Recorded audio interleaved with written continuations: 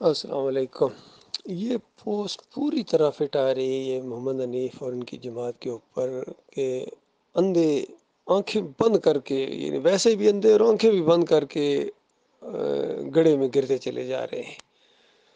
تو محمد حنیف نے جس ٹریک پر ان کو چڑھایا ہے، شرک کے ٹریک پر، اس سے اترنے کے لیے تیار نہیں، بلکہ اللہ سے دعائیں مانگ رہے ہیں کہ یا اللہ ہمیں محمد حنیف کے نقش قدم پر چلتے ہوئے توحید پھیلانے کی توفیق عطا فرما۔ اندازہ لگائیے۔ اور اگر دوسرے یہ دعا مانگیں بریلوی کہ یا اللہ اعلیٰ حضرت کے طریقے قدم پر چلتے ہوئے توحید پھیلانے کی توفیق عطا فرما، اور دوسرے کہیں گنگوئی صاحب کے اور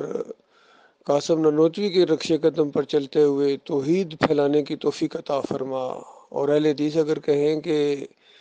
ہمیں جو ہے میاں نذیر دہلوی شاہ ولی اللہ کے طریقہ قدم نقش قدم پر چلتے ہوئے توحید پھیلانے کی توفیق عطا فرما، تو بتاؤ کہاں جائیں گے یہ سارے کے سارے؟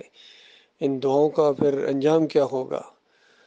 اور اگر کوئی کہہ دے کہ یا اللہ اس کفر و شرک کے اندھیرے میں ہمیں نبی علیہ السلام کا راستہ اختیار کرنے کی توفیق عطا فرما، صحابہ اکرام کے نقش قدم پر چلنے کی توفیق عطا فرما، اور اس میں وہ مخلص بھی ہو، تو اللہ تعالیٰ رہنمائی فرماتا ہے ایسے لوگوں کی۔ تو یہ معاملہ ہوا ہے آج، کوئی مسلک اس شرک سے باہر نہیں ہے، بلکہ پوری طرح گائل ہے، ہر ایک کا کہیں نہ کہیں شرک کے ساتھ ملاپ ہے۔ اور سب سے بڑی حیرانگی یہی ہوئی ہے کہ جو توحید کے نام پر اٹھے تھے، ایمان خالص کی بنیاد کے اوپر اٹھے تھے، رد شرک اور کفر بالطاغوت کی بنیاد کے اوپر اٹھے تھے، وہ سجدہ تعظیمی کے قائل ہو گئے، اور انہوں نے کہنا شروع کر دیا کہ پورے خاندان نے، صرف ایک نہیں بلکہ پورا خاندان یوسف علیہ السلام کے سامنے بے اختیار سجدے میں گر گیا۔ اندازہ لگائیے ان کی کس طرح مت ماری گئی۔ حالانکہ سورہ مریم کی 58 نمبر آیت کے اندر اللہ تعالیٰ سارے انبیاء کی سنت بیان کرتا ہے کہ جب ان کے سامنے اللہ کی کوئی نشانی آتی، یہ دڑام سے اللہ کے سامنے سجدے میں گرتے تھے۔ اللہ کی نشانی جب آتی سامنے، تو اللہ کی نشانی تھی یہ بہت بڑی، یوسف علیہ السلام کا اقتدار میں جانا اور ان کا نبی بننا اور ان کو فہم و فراست کا ملنا، یہ اللہ کی نشانی تھی، یعنی جو اللہ تعالیٰ نے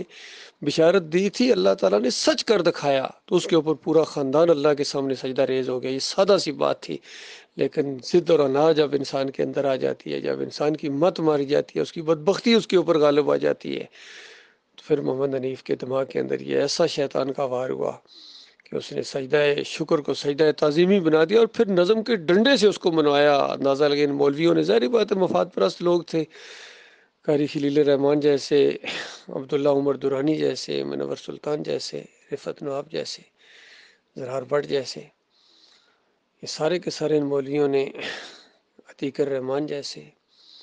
انہوں نے محمد حنیف کی بات کو مانا ہے اللہ کی بات کے مقابلے میں، قرآن کے مقابلے میں انہوں نے امیر کی بات کو مانا ہے۔ تو کیا امیر اس لیے بنایا گیا تھا، جماعت اس لیے بنائی تھی کہ جب تھوڑی سی بڑے ہو جاؤ گے، کچھ وسائل آ جائیں گے، تو اس کے بعد اللہ کا مقابلہ کرو گے؟ اس لیے جماعت بنائی تھی؟ کچھ تو غور کرو، سر پھرو، کیا ہو گیا تمہیں؟ تم نے رنگے جہاں کیا بدلی کرنا تھا، تمہارا اپنا ایمان بدلی ہو گیا ہے۔ تو بہرحال یہ بڑی شدید آزمائش ہوئی ہے جماعت کے اندر، اور اسی طرح فرقوں میں بٹ گئے جس طرح دوسرے فرقوں میں بٹے تھے۔ اب ان کو کیسے کہو گے فرقوں میں کیوں بٹے؟ وہ کہیں گے تم کیوں بٹے ہو، بتاؤ کیا جواب ہے تمہارے پاس؟ تو جب یہ سجدہ تعظیمی موجود ہے تو دوسرے جو سجدہ تعظیمی کہیں گے تو کس طرح اس کا رد کرو گے؟ حالانکہ ڈاکٹر عثمانی رحمۃ اللہ علیہ پوری زندگی سجدہ تعظیمی کا رد کرتے رہے، اس کو ڈنڈوت کہا کرتے تھے، اور پھر اس صورت میں جو وخر لہو سجدہ اور لی ساجدین کی پوری طرح تشریح کر کے گئے کہ اس کا یہ مطلب ہے، اور پورے اپنے علم کا ایک جو نچوڑ ہوتا ہے اور زندگی کا ایک تجربہ ہوتا ہے اور پورا حاصل مطالعہ گویا جس انداز سے، اور پھر انہوں نے فتویٰ لگایا کہ جس کا ایمان خراب ہوتا ہے وہ اس طرح تفسیر کرتا ہے کہ یوسف علیہ السلام کو سجدہ ہوا۔ تو یہ انداز ہے ڈاکٹر صاحب کا، ہر جگہ جہاں بھی کہیں سے بال برابر بھی کوئی معاملہ غلط ہونے کا معاملہ ہوتا تھا، ڈاکٹر صاحب کھول کے بیان کیا کرتے تھے، چاہے ملائکہ کے سجدے کا معاملہ ہو، وہاں کہا کہ دیکھو حکم موجود ہے، اور یہ انداز اللہ نے کیوں اختیار کیا، سجدہ کیوں اس طریقے سے کرایا ملائکہ سے، اللہ جانتا ہے۔ اللہ نے کوئی تشریح نہیں کی ہے، کوئی تفصیل نہیں بیان کی ہے، نبی علیہ السلام نے کوئی تشریح نہیں کی ہے، اور وہ سجدہ کس طرح ہوا، اس کی کیفیت کیا تھی، وہ حالت کیا تھی، کوئی بیان نہیں کر سکتا ہے، اللہ جانتا ہے۔ اور پھر کہا کہ متشابہات میں سے ہے، یعنی جتنی بات اللہ نے بتائی ہے اتنی ماننی ہے، اس سے آگے جو بڑھتا ہے پھر وہ اس کے دل میں زیغ ہے، اس طرح فتویٰ لگایا۔ ہر جگہ، چاہے گمبد کا جب معاملہ آیا تو وہاں بھی جب سوال پوچھا گیا کہ دیکھو یہ جو جائے نماز کے اوپر اور گھروں میں فریم کے اندر یہ گمبد لگاتے ہیں لوگ، تو کیا یہ گمبد پرستی ہے، شرک ہے؟ ان کا بالکل شرک ہے، بالکل شرک ہے، اور ساتھ زور دے کے کہا کہ اس میں دوسری رائے نہیں پائی جاتی ہے، کہ کہیں یہ دوسری رائے بیچ میں لے آؤ کہ شاید یہ گناہ ہو، یہ بدعت ہو، نہ، شرک ہے، شرک کی چیز ہے یہ۔ اس انداز سے اللہ کا بندہ زور دیتا رہا ہے۔ اللہ تعالیٰ نے اس طرح ایمان عقیدے کی باتیں کھول کے بیان کروا دی تھی، اور حق بالکل واضح ہو گیا تھا، گمراہی کو علیحدہ کر دیا گیا تھا۔ وہ جو کہتے ہیں نا کتا جس کنویں میں گر گیا اس کو پاک کر دیا گیا تھا، کتا بھی نکال دیا گیا تھا، لیکن انہوں نے پھر محمد حنیف نے وہ کتے کو کچھ حصہ کاٹ کے پھر اس کنویں میں پھینک دیا، کنواں پھر پلید کر دیا، جماعت کے پھر پلید کر دیا شرک کے ساتھ، شرک پلیدی ہے، اور مجاہدوں کو مجاور بنا دیا، بھائیوں کو آپس میں دشمن بنا دیا، اور اسی شرک کے اوپر 7-8 سال ڈٹا رہا،